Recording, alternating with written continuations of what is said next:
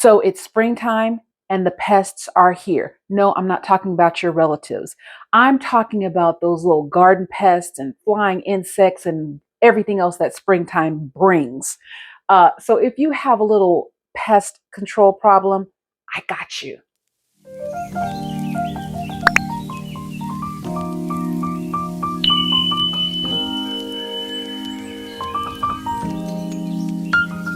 Hey everybody, it's Savannah Taylor, the Gardenista, your kitchen garden coach, and today I'm going to give you 5 of the best pest controls, organic pest control methods that you can use in your garden. You know, a lot of us have issue with pesticides and things like that. We don't really want to use chemicals and things in our garden. We want to keep it nice and organic. Even if you don't have a big garden, if you just have a little patio garden, you still want to keep what you grow organic. Well, this is how you do it.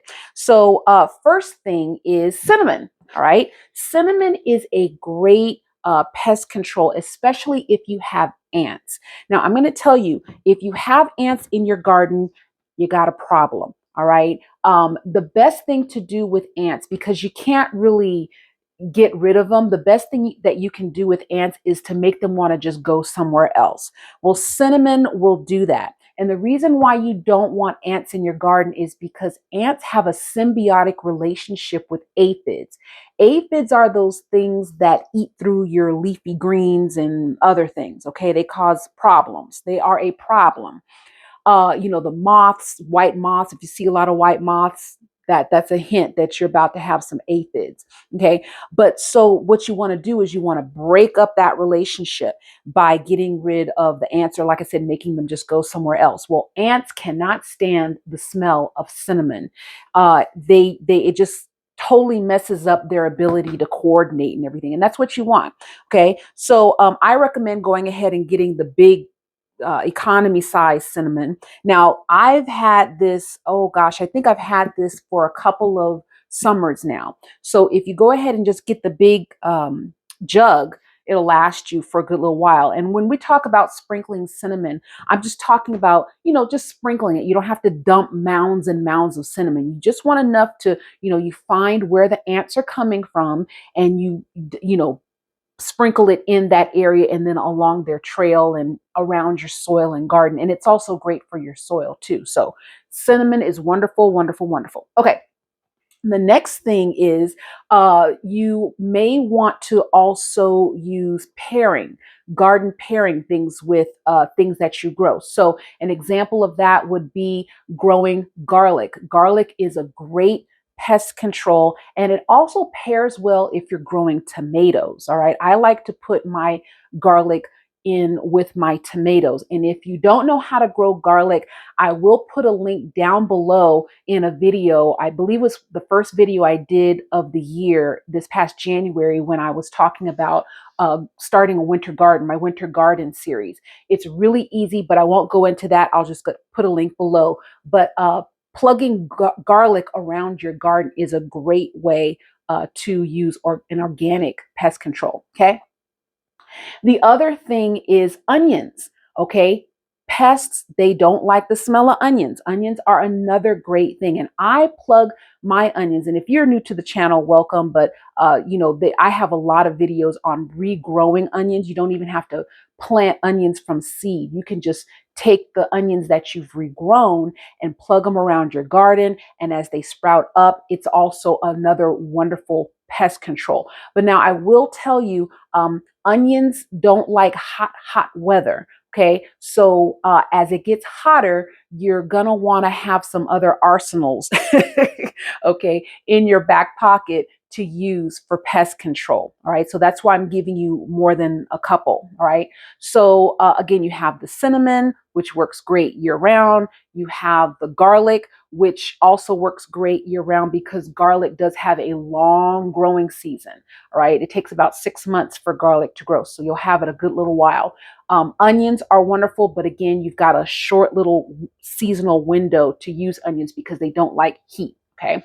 The other thing that works great, and I'm telling you, man, this is a plant that's hard to kill. Mint.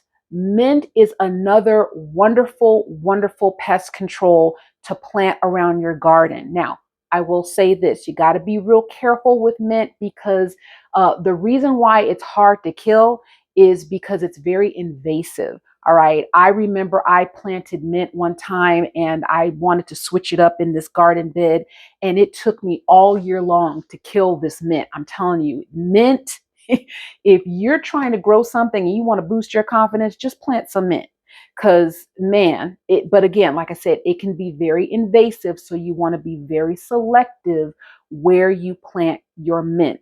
Okay. But it is a wonderful pest control. Ants hate it. Most insects hate it. So again, another organic way to use pest control around your garden and indoors too. You can grow mint indoors as well.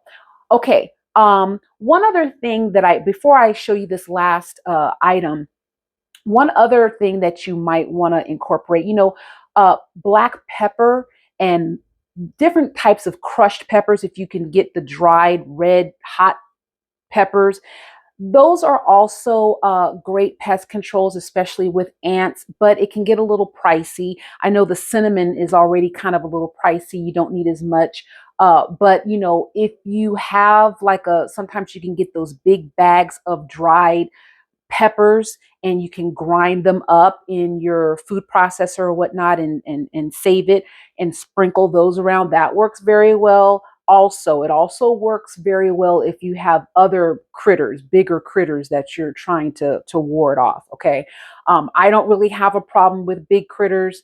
But if you do that, that's another thing that you can look into.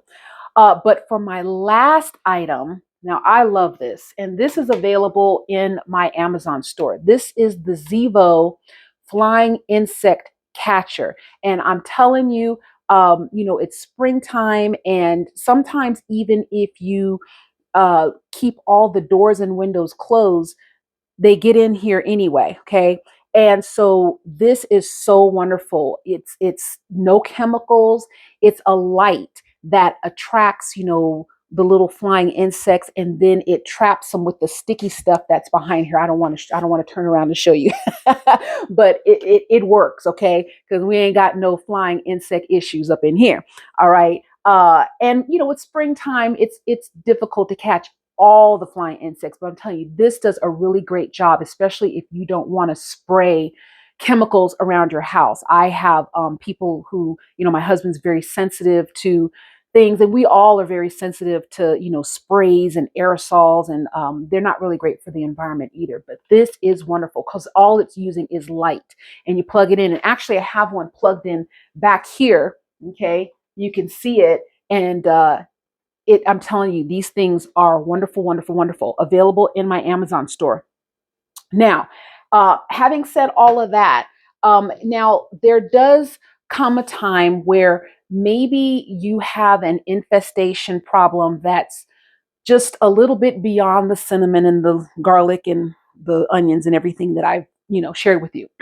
So sometimes you might have to make the decision to do a couple things. Number one, you might just have to uproot whatever you've planted and replant. Okay. Sometimes the pests will just, if they've eaten a hole through just about everything, maybe you just need to uproot it and start again. The other thing I recommend is maybe there's spaces in your garden that do well in another area. And I'll give you an example. I had a huge problem with ants eating through my collard greens. Well, the aphids, of course, that symbiotic relationship that I told you. They were eating through my collard greens, and I was getting all these holes. And then I was, it was just, ugh, I can't stand those things. So I ended up having to uproot my collard greens that had actually gotten very tall. It was a little painful, but I uprooted them and I decided to just plant something else there that the ants did not like. And what they did not like is when I planted my pumpkins there for the fall, the leaves that came from the pumpkins, they didn't like that. I didn't have any issues. I also planted sweet potatoes. So, and if you've ever grown sweet potatoes, and I'll do a video on that, they produce a lot of leaves, a lot of vegetation as they're growing along with flowers or whatnot. and I did not have not one ant problem over there. In fact, my sweet potato harvest was absolutely gorgeous. It was a little too hot for the pumpkins, so I didn't get my Big Max pumpkins yet, but I'm going to try again, as we get closer to fall. But that's just an example of sometimes you might have to just choose something that the pests in that area don't like. And you know your garden better than anybody else. So sometimes you might have to play around with that. But that's pretty much it, you guys. If you want to maintain an organic garden without chemicals and to control pests, you absolutely can. And you can absolutely do it for little to no money.